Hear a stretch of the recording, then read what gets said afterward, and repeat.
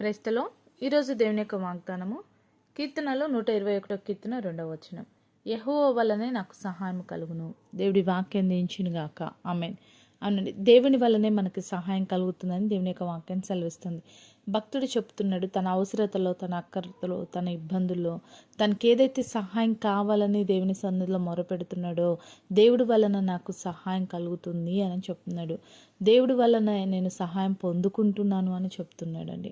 ఈరోజు నువ్వు ఏ పరిస్థితిలో దేవునికి మొరపెడుతున్నావు, ఏ సహాయం కావాలని దేవుడికి వేడుకుంటున్నావో కానీ దేవుడి వలన నీకు సహాయం ఖచ్చితంగా వస్తుందండి. ఆయన నమ్మదగిన వాడు, ఆయనకు అసాధ్యమంటూ ఏమీ లేదు. యెహోవా వలన నాకు సహాయం కలుగును. ఆయన భూమాకాశమును సృజించిన వాడు. అవునండి, మన దేవుడు భూమి ఆకాశాన్ని సర్వసృష్టిని సృజించిన సృష్టికర్త. ఆయనకు అసాధ్యమంటూ ఏమీ లేదు. ఏ సహాయం కోరి నువ్వు దేవుని ఎద్దుకు వచ్చావో, ఏ సహాయం కోరి దేవునికి మొరపెడుతున్నావో దేవుని వలన సహాయం నువ్వు పొందుకోబోతూ ఉన్నావు.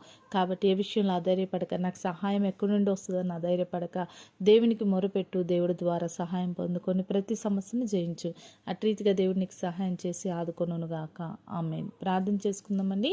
సకల ఆశీర్వాదాలకు కారణభూతుడమైన మా ప్రియ పరలోకపు తండ్రి, ఈ యొక్క ప్రార్థనలకు ఇస్తున్న ప్రతి బిడ్డని జ్ఞాపకం చేసుకో.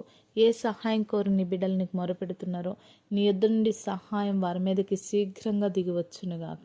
నీ సహాయం పొందుకొని ప్రతి సమస్యను జయించే కృపను దయచేయమని యేసు నామములో ప్రార్థిస్తున్నాం తండ్రి. ఆమేన్.